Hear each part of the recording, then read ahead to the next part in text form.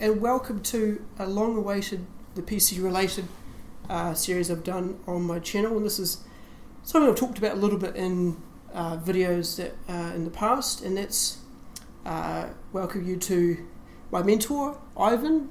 Hello.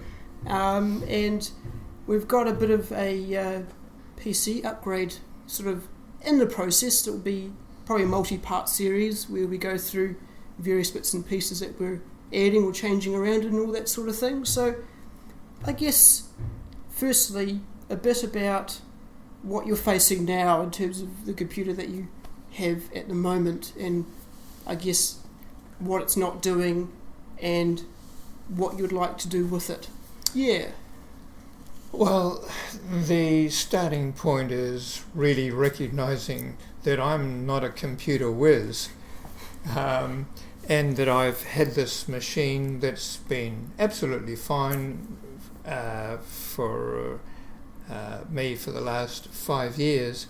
But now that I've retired, I've got a couple of projects that I really want to push on with, and they're about organising and editing photos, which include family old photos that I scan, which include slides as well as the ordinary photos, as well as current ones that I've taken over the last, say, 15 years on my SLR camera. Yeah, right. And there are many thousands of photos. Yes. And so I want to be able to have a program such as Lightroom, which is really good at organising them and editing them, because some of the photos are really old.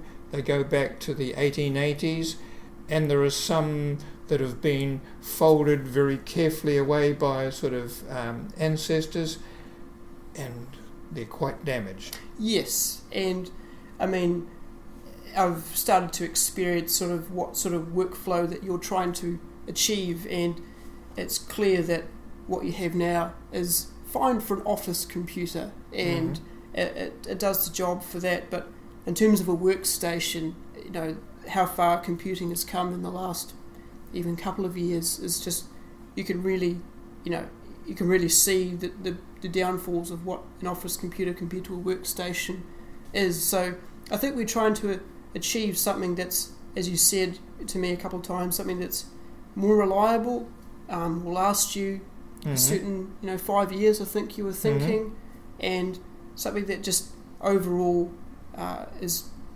better performance, and actually able to achieve what you wanted to achieve. Yeah. So for me, because I'm not a computer whiz, I need it to be reliable and straightforward, rather than very complicated.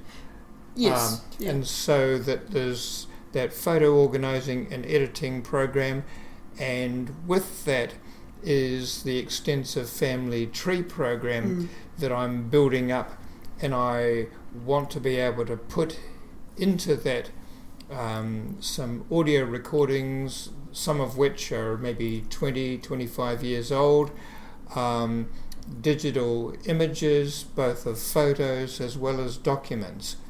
And I want to be able to have quite an extensive program, because I've got information on my family history that goes back to 1555. Yep.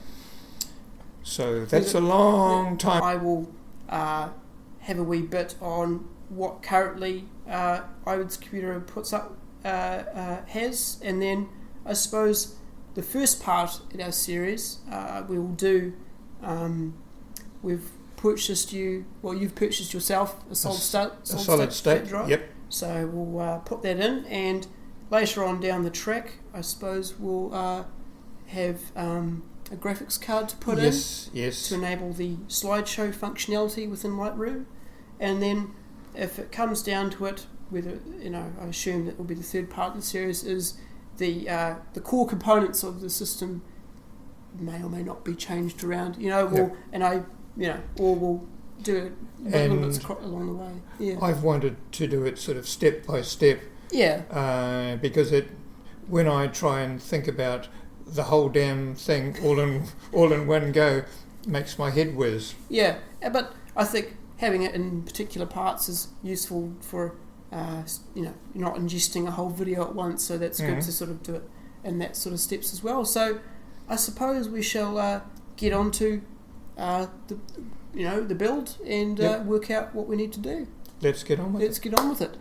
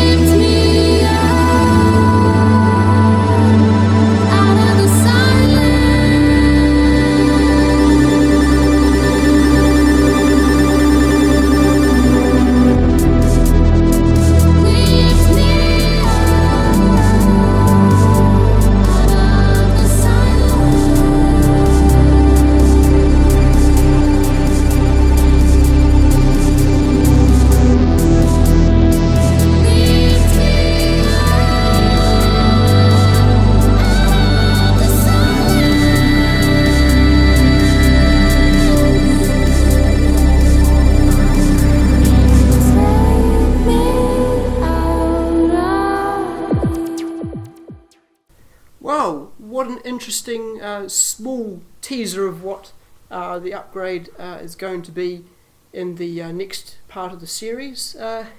So I guess you've had some time to utilise this SSD, so what have we been doing with it? Well, it's really like a beginning teaser. The solid state drive has got 19,000 photographs on it, and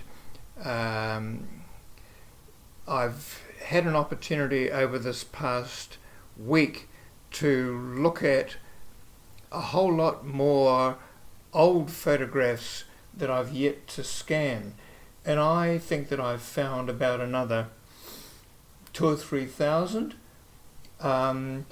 And that's come about because we've just had our 50th wedding anniversary, and we've gone through all the old photograph albums, and our elder daughter has just made this wonderful photo catalogue of Gillian and I over 51 years, and there's some pretty hilarious ones there, especially the early 70s and 80s when big hair was in vogue. And it looked interesting. Yes, yeah, no, very much so, and I hope that with that as our starting point of where this is all going to, I suppose, have that collection point of all these files. Hopefully the system is going to be able to take more advantage of that. Absolutely. And another thing that's happened was that our elder daughter 2 or 3 days ago had a really good friend who died very suddenly, and she rang up and says, "Dad, can you find some photographs of this particular person that I knew 35 years ago?"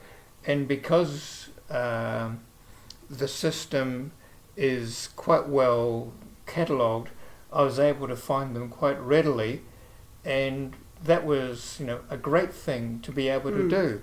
And that's the sort of thing that I'd like to be able to do lots more of. Yes, yeah. I've also found some really old photos of ancestors going back to the 1880s, and a number of them need to be quite strongly repaired and edited. And so I'm looking forward to being able to run the photo editing program in a fuller capacity so that I can really do what I've been dreaming about for a long time.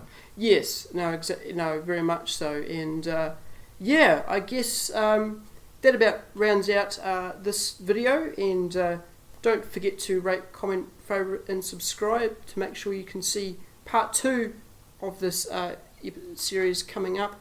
Yeah, just whenever it goes live. And we'll see you all in the next video. Peace out for now. Thank you. Bye-bye.